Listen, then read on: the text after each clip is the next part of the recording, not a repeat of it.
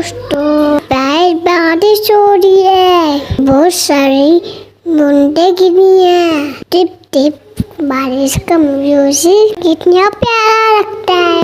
और देखो गार्डन में कितने सारे फूल हैं। बारिश के बूंदे जब फूलों पे गिरती है ना, और भी सुंदर लगते हैं। मुझे बारिश और फूल बहुत पसंद है। आपको भी पसंद है ना? कमेंट करें। और तो मैं पानी खेल सकती, इसलिए दोस्तों मैं अपने कुकी के साथ से खेली हूँ। बाय दोस्तों।